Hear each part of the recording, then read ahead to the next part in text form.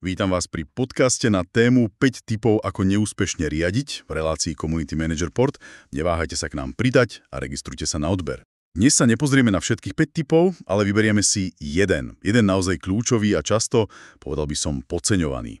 Je to ten štvrtý bod, ignorovanie rôznych kultúr a pracovných návykov v tíme. A nemyslíme tým len tie veľké národné kultúry. Skôr tie mikrokultúry, tie zvyky, ktoré si každý prinesie zo svojho predchádzajúceho pôsobiska, z iného oddelenia, od dodávateľa. Nazvime to pracovné ekosystémy. Pozrieme sa, prečo je také nebezpečné ich ignorovať a hlavne čo s tým ako manažér robiť. Áno, presne tak. Je to téma, ktorá možno neznie tak tvrdo ako čísla a termíny, ale jej dopad ten vie byť fakt obrovský. Každý z nás si nesie ten svoj batožtek, zvyky, ako komunikujeme, ako vnímame termíny, zodpovednosť, dokonca aj kritiku. A ak manažér len mávne rukou a povie si, veď sa nejako zladia, tak to často vedie k problémom. A nie vždy sú to len tie hlasné hádky však. Práve na to som myslel. Tie otvorené konflikty sú asi len tá viditeľná časť. Čo je to ďalšie? Tie skryté veci, ktoré to spôsobuje, keď manažér tie rôzne ekosystémy, ako sme ich nazvali, proste ignoruje. No, tých skrytých nákladov je celkom dosť. Napríklad obyčajné plytvanie časom. Ak má niekto úplne inú predstavu o tom, čo znamená byť pripravený na meeting, Áno. alebo aký detailný má byť report, tak to sú hodiny a hodiny zbytočného prerábania, vysvetľovania, frustrácie na oboch stranách. Rozumiem. Alebo komunikácia. Niekto je extrémne priamy, iný chodí okolo horúcej kaše. Ak manažár neurčí nejaký spoločný štýl, aspoň pre ten projekt, tak vznikajú nedorozumenia a tie môžu viesť k fakt vážnym chybám. A čo napríklad kreativita? Zabíja to aj tu? Určite.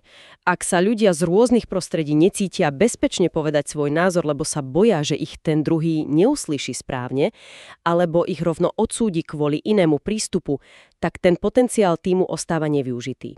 A potom je tu ešte reputácia. Ak tím navonok pôsobí rozhádanie nejednotne, napríklad pred klientom. To je zlý signál. Veľmi zlý. Poškodzuje to dôveru a obraz celej firmy, nielen projektu. Dobre. Takže tie dopady sú jasné a sú merateľné, aj keď skryté. Nestačí si teda len uvedomiť, že sme rôzni. To je asi prvý krok. Ale čo potom? Čo konkrétne môže manažer urobiť, aby tie rôzne kultúry a návyky nielen akceptoval, ale aktívne ich zladil? Aby vytvoril niečo fungujúce. To uvedomenie je základ, áno, ale potom prichádza tá proaktivita. Manažer musí vedome, cielene vytvárať spoločný rámec pre ten konkrétny projekt, pre tú zákazku. Nemôže sa spoliehať, že sa to nejako utrasie. To sa málo kedy stane. Čiže už na začiatku, na nejakom kick-offe. Ideálne áno, jasne povedať a hlavne sa spoločne dohodnúť na základných pravidlách hry. A tie pravidlá by mali byť, šité na mieru. Dáva to zmysel. Aké pravidlá napríklad? Aby sme si to vedeli lepšie predstaviť. Máš nejaké konkrétne príklady z praxe? Určite a často sú to až prekvapivo základné veci. Napríklad dochvíľnosť. To znie banálne. Možno áno, ale v rôznych firemných kultúrách, aj v rámci Slovenska, je 5 minút meškania vnímaných úplne inak. Takže jasné pravidlo. Stretnutia začínajú presne. Bodka. Ukazuje to rešpekt. Fér. Čo ďalej? Fokus. Držíme sa témy, neodbiehame. Pomáha to efektivite, hlavne na meetingoch. Potom rešpekt v komunikácii. Žiadne osobné útoky, kritika je vecná. To je alfa a omega bezpečného prostredia. Absolútne. Jasnosť a stručnosť. Hovoríme k veci. Disciplína v diskusii hovorí len jeden, aby sme sa počúvali. A veľmi dôležité prístup k kritike. Konštruktívna kritika s návrhom riešenia je vítaná, negativizmus a sťažovanie bez návrhov nie. To podporuje riešenia, nie problémy. A čo komunikačné kanály? To býva často zdroj chaosu. Presne. Napríklad pravidlo: urgentné veci voláme, ostatné e-mail alebo projektový nástroj. Znižuje to vyrušovanie a zabezpečuje, že informácie sú tam, kde majú byť.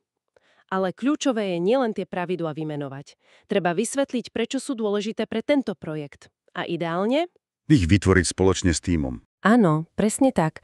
Keď si ich ľudia sami navrhnú alebo aspoň odsúhlasia, oveľa lepšie sa s nimi stotožnia. Je to ich dohoda. To mi pripomína tú analógiu, čo sme spomínali minule, s tými mladomanželmi a Vianocami. Áno, áno, pamätám. Či prevezmu tradície jedného, druhého, alebo si sadnú a povedia si, dobre, ako to chceme my? A vytvoria si niečo vlastné, spoločné. Znamená to teda, že manažer by nemal byť ten, kto povie, takto to bude, ale skôr ten, kto pomôže týmu nájsť tú ich spoločnú cestu. Taký facilitátor. Vystihol si to dokonale. Skôr architekt a facilitátor. Jeho úlohou je aktívne zisťovať, pozorovať, pýtať sa na one-on-one, možno aj nejaký rýchly anonymný dotazník na začiatku. Ako sú ľudia zvyknutí fungovať? Ako vnímajú termíny? Ako komunikujú? Aká je história spolupráce s inými oddeleniami? Sú tam nejaké staré rany? Čiže taká diagnostika. Presne, diagnostika, aby identifikoval tie potenciálne mínové polia. A potom môže navrhnúť pravidlá práve pre tie oblasti, kde cíti riziko. Nejde o to povedať, že tento spôsob je lepší ako tamten, ale o to, čo bude najlepšie fungovať pre nás, pre tento konkrétny cieľ. Super. A špeciálny prípad zákazník. Ten má často svoju vlastnú, veľmi silnú kultúru, svoje zvyky, očakávania. Ako manažovať toto? Tam asi nemôžeme len tak prísť a povedať, dohodníme si spoločné pravidlá. To je pravda. Vzťah so zákazníkom je špecifický. Tam často platí to známe náš zákazník, náš pán. Alebo ako si povedal, ja platím, moje pravidlá platia. Ignorovať jeho kultúru je cesta do pekla. Treba investovať čas, aby sme pochopili jeho jazyk. Čo ty myslíš, jeho jazyk? Ako komunikuje, ako rýchlo odpovedá, aké detaily očakáva v reportoch, ako robí rozhodnutia, aká je jeho tolerancia k riziku. Proste, ako funguje. A snažiť sa prispôsobiť, kde sa dá. Ale pozor. Áno. Neznamená to slepo akceptovať všetko. Ak zákazníkové požiadavky alebo jeho spôsob práce ohrozujú projekt, napríklad neustále mení zadanie bez nejakého procesu, Čo sa stáva často. presne, tak je úlohou manažera to citlivo, ale jasne komunikovať. Hľadať kompromis, nastaviť procesy, ktoré ochránia projekt aj tým. Je to balans. Takže aj tu ide o zlaďovanie, aj keď možno s menším priestorom na našej strane. Spomínali sme aj ten príklad z Rímani a ich pomocnými zbormi, auxiliami. Ako to pasuje sem?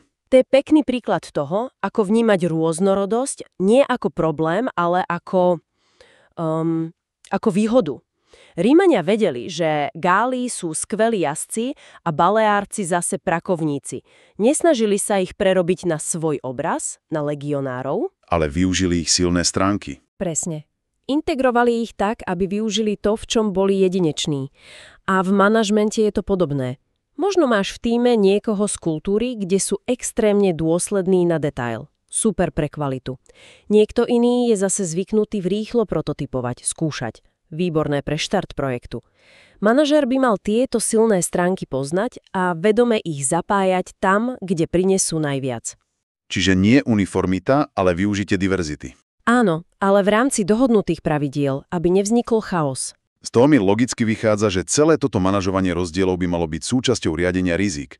Nemalo by to byť len také mäkké niečo pomimo. Jednoznačne. Malo by to byť v registri rizík. Explicitne.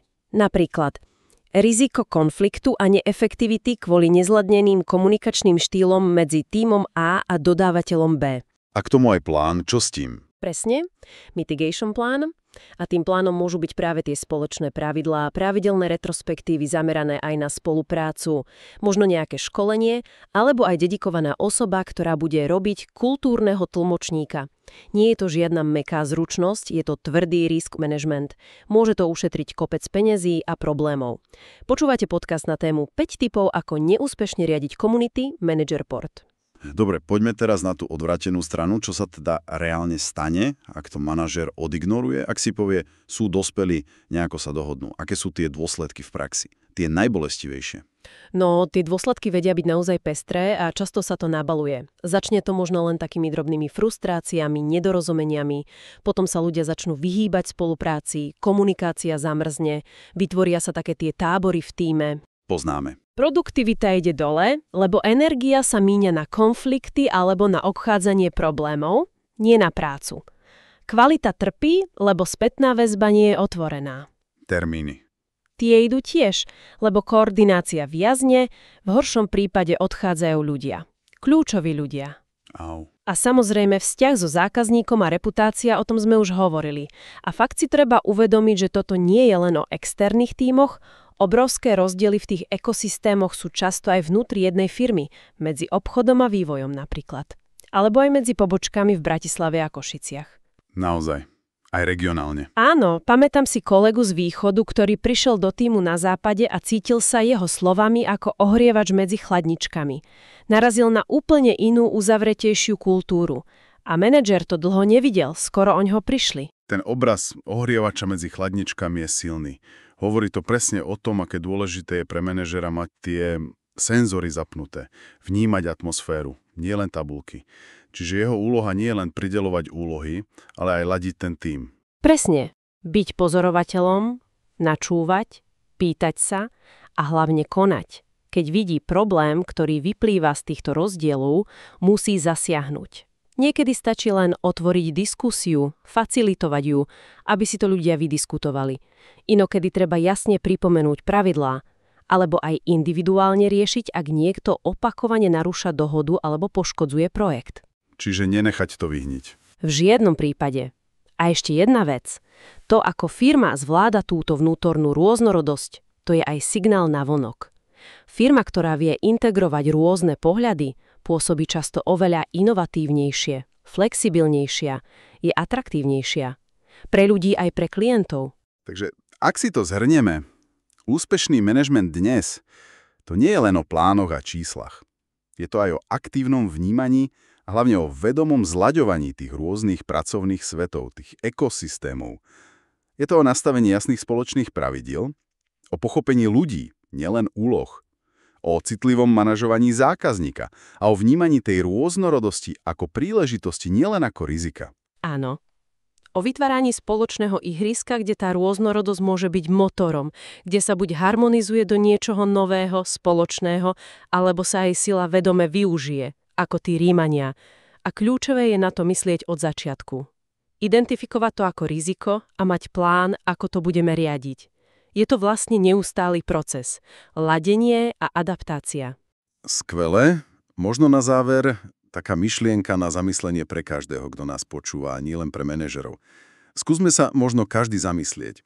Aký ten svoj mikroekosystém, aké svoje zvyky, spôsoby komunikácie, očakávania prinášame my sami do tímu a ako môžeme, aj keď nie sme šéfovia, prispäť k tomu lepšiemu zladeniu. K tomu, aby sme si viac rozumeli, aby tie naše rozdiely boli skôr výhodou. Ďakujem za pozornosť a teším sa na ďalšie stretnutie na webovej stránke managerport.ai.